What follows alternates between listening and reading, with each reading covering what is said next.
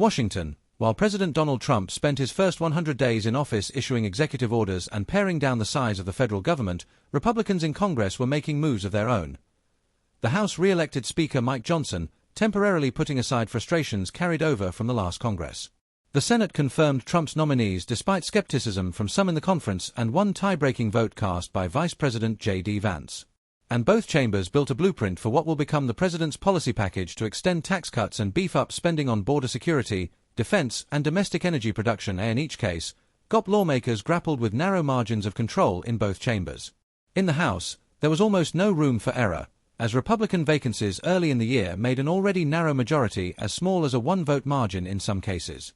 Republicans have a three-vote margin in the House as 2 Democratic seats are vacant. Republican House and Senate leaders, Johnson and Senate Majority Leader John Thune, and their leadership teams shepherded their conferences through these challenging votes. But there were several other Republicans who had outsized influence, shaping policy or nearly blocking it. Here are 5 Republican members of Congress who made a significant mark on Capitol Hill during Trump's first 100 days in office. Few members of Congress have had more impact on the shape of Trump's agenda than Jason Smith, the Missouri Republican who leads the powerful House Ways and Means Committee and who advocated for the one big, beautiful bill approach to Trump's agenda that Congress is pursuing. Trump has big ambitions for the tax policy in his marquee bill, extending the tax cuts implemented during his first term while eliminating tax on tips, overtime, and Social Security benefits. The president has also supported an effort by a handful of key Republicans from high-tax states like New York and California to end, or at least raise, the cap on state and local tax deductions known as SALT. Implementing those changes will be complicated and expensive. All told, nonpartisan analysts estimate the tax cuts will cost between $5 trillion and $11 trillion over the next decade. Smith's committee will be the hatching ground for this policy fight.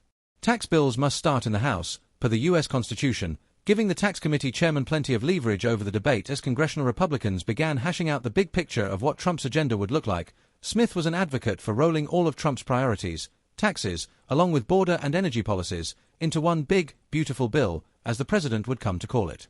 Smith is an attorney who started his political career as the youngest member of the Missouri House of Representatives at 25. He argued that to start Trump's second term that the single-bill strategy would stand the best chance at ensuring all of the president's priorities get passed, given the extremely tight Republican margins in the House. Smith and House leadership were at odds with Republicans in the Senate, which wanted Congress to pass 2 separate bills, one for taxes and one for other policy to put wins on the board quickly. "That's why we need one big, beautiful bill," Smith told the Washington Reporter earlier this year. "It is our opportunity to deliver, to ensure we get as much as possible of President Trump's agenda enacted into law as soon possible." Trump wavered for weeks between the two strategies. Smith and other House leaders lobbied Trump on their plan and eventually won. Trump backed the one-bill strategy in February, setting the framework for what's playing out now. The House Freedom Caucus, formed 10 years ago, an outgrowth of the 2000s-era Tea Party that had sought to push other fellow Republicans toward limited government and fiscal responsibility. Over the years, it developed a reputation as a hardline faction willing to blow up the best-laid plans of GOP leadership.